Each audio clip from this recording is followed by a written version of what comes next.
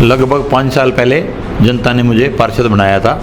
मैंने सबसे पहले वार्ड की समस्याओं को देखा, जांचा, उसके बाद जैसे जैसे समस्या थी वैसे वैसे मैंने हल किया। पूरे वार्ड में कैमरे लगाने की मेरी प्लानिंग है। कुछ सड़कें जो रह गई हैं उनको भी 2 या 3 सड़कें रहती हैं, वो भी नेक्स्ट टाइम में सीसी की बनवा दी जाएंगी। सेक्टर 14 के सभी पार्क, वार्ड नंबर 3 के सभी पार्क अच्छे हैं। आप जाके देखेंगे किसी भी पार्क में कोई कमी नहीं है। टाइम टू टाइम जो है उसकी मेंटेनेंस होती रहती है और RWA इसको देखती है, RWA अपना काम करती रहती है। 14 सेक्टर की जो मेन रोड है वहाँ से रोडवेज बसें गुजरने के लिए आपने कहा था कि मेरे जीतने के बाद इन चीज़ों को लेकर मैं काम करूँगा, इस पर रोक लगाई जाएगी, लेकिन आज भी हम देख पा रहे हैं कि सेक्टर के हरियाणा रोडवेज़ की बसें दौड़ती नज़र आती हैं।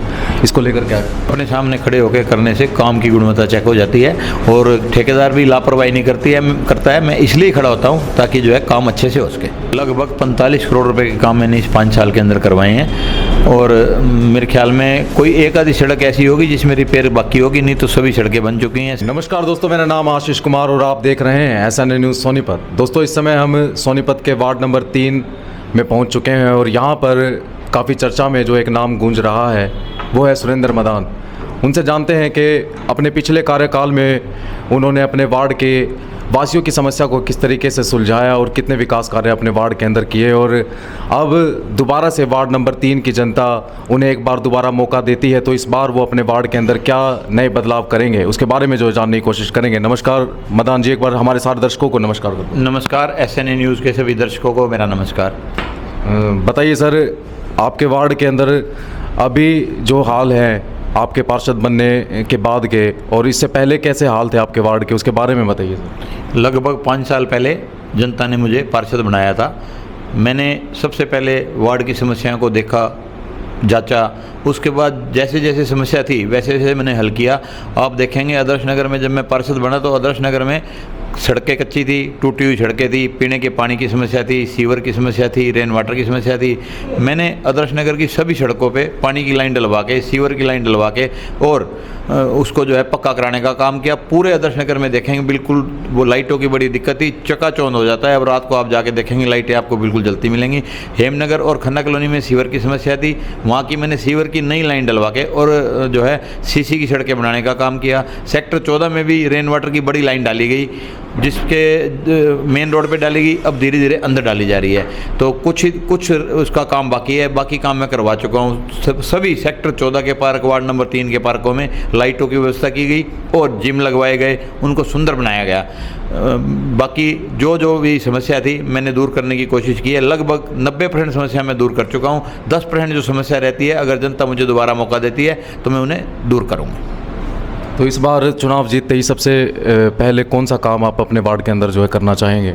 सबसे पहले ये जो जल भराव की समस्या है इसको जड़ से ख़त्म करने की मेरी प्लानिंग है और उसके बाद पूरे वार्ड में कैमरे लगाने की मेरी प्लानिंग है। कुछ सड़कें जो रह गई हैं उनको भी 2 या 3 सड़कें रहती हैं, वो भी नेक्स्ट टाइम में सीसी की बनवा दी जाएंगी। अच्छा मदान साहब, एक आपके वार्ड के लोगों का सवाल है कि रोड भी ठीक है लेकिन पार्किंग और ट्रैफिक की वजह से उनको काफ़ी दिक्कत परेशानी होती है। इसके बारे इस चीज़ को कैसे देखते हैं आप? देखो, पार्किंग की समस्या तो है ही, क्योंकि पहले तो यहाँ जो है 2 मंजिला मकान थे। आप देखते हैं किसी के पास गाड़ी होती थी, अब हर घर में 2 या 3 गाड़ियाँ हैं। लोग अब जो है स्टील पार्किंग बना रहे हैं, धीरे धीरे समस्या भी दूर होगी। बस मैं लोगों से अनुरोध भी करता हूँ, जब आएँ तो पार्किंग में गाड़ी लगाएं सीधे तरीके से। कुछ गाड़ियाँ सीधी लगेंगी तो उससे भी हमें समस्या का समाधान होगा। और पार्क और ग्रीन बेल्ट सेक्टर की पहचान होते हैं, लेकिन इनकी मेंटेनेंस को लेकर भी कई लोग जो है नाराज़ नज़र आते हैं, तो इस चीज़ को कैसे देखते हैं सर आप? सेक्टर 14 के सभी पार्क, वार्ड नंबर 3 के सभी पार्क अच्छे हैं। आप जाके देखेंगे किसी भी पार्क में कोई कमी नहीं है। टाइम टू टाइम जो है उसकी मेंटेनेंस होती रहती है और RWA इसको देखती है, RWA अपना काम करती रहती है। सभी पार्क आप जाके देखेंगे, कोई भी पार्क ऐसा नहीं है जिसमें जिम ना हो, जिसमें लाइट की व्यवस्था ना हो और हरियाली ना हो। अच्छा, एक सवाल जो पिछले इलेक्शन में आपने कहा था उसको हल कराने के लिए, लेकिन उस सवाल के बारे में आपसे जानना चाहेंगे कि जो रोड सेक्टर की जो 14 सेक्टर की जो मेन रोड है वहाँ से रोडवेज बसें गुजरने के लिए आपने कहा था कि मेरे जीतने के बाद इन चीज़ों को लेकर मैं काम करूँगा, इस पर रोक लगाई जाएगी, लेकिन आज भी हम देख पा रहे हैं कि सेक्टर के हरियाणा रोडवेज़ की बसें दौड़ती नज़र आती हैं। इसको लेकर क्या? टाइम टू टाइम मैं GM रोडवेज को लेटर भी लिखता रहता हूँ, कॉल भी करता रहता हूँ। फिर भी कुछ 1-2 बस वाले ऐसे हैं जो ले आते हैं और उनका मैंने चालान भी करवाया है। अगर मेरे पास कोई इसकी शिकायत करता है तो मैं तुरंत जीएम रोडवेज को बोलकर उसको जो है वार्निंग देते हैं। वार्निंग के बाद जो है नहीं मानता तो उसका चालान भी किया जाता है। और इस बार आपके विपक्ष में अनुज छाबड़ा जी मैदान में उतरे हैं कांग्रेस पार्टी से, उनके पिताजी चेयरमैन भी रहे हैं। और आपको क्या लगता है इस बार जो चुनाव में उतरे हैं उनके चेयरमैन, उनके पिताजी रहने का उनको फ़ायदा मिलेगा उनको? मैं 5 वर्ष से पार्षद रहा। 5 वर्ष में मैं अपने लोगों के बीच में, वार्ड के बीच में, मेरे वार्ड ही मेरा परिवार है, मेरी जनता है, उनके बीच में रहा। उनके दुख सुख में हर टाइम में खड़ा रहा, चाहे रात हो चाहे दिन हो। कभी भी कोई उन्होंने काम बताया मैंने करने की पूरी चेष्टा की है। लोग उनका काम भी देख चुके हैं, मेरा काम भी दे चुके हैं। आपको 10 तारीख को पता लग जाएगा कि मैं जो वार्ड में डोर टू डोर कर रहा हूँ, मुझे ऐसा लग रहा है कि पहले से भी बहुत ज़्यादा बहुमत से मुझे मेरे वार्ड की जनता, मेरे परिवार जो है जिताने वाले हैं। अच्छा सर, कई बार हम ऐसा भी देखते हैं कि आप अपने सामने खड़े होकर कार्य करवाते हैं, चाहे वो गली का हो, चाहे वो कोई सीवर का मेंटेन का कार्य हो। तो इस चीज़ के पीछे क्या रीज़न है? देखिए, सामने खड़े होकर काम देखो, अपने सामने खड़े होकर करने से काम की गुणवत्ता चेक हो जाती है और ठेकेदार भी लापरवाही नहीं करता है। मैं इसलिए खड़ा होता हूँ ताकि जो है काम अच्छे से हो सके। मदान साहब, आपने अपने क्षेत्र में कितने विकास कार्य किए हैं और उनकी अगर राशि आकी जाए तो कितने राशि में जो है वो बनेगा? लगभग 45 करोड़ रुपए के काम मैंने इस 5 साल के अंदर करवाए हैं।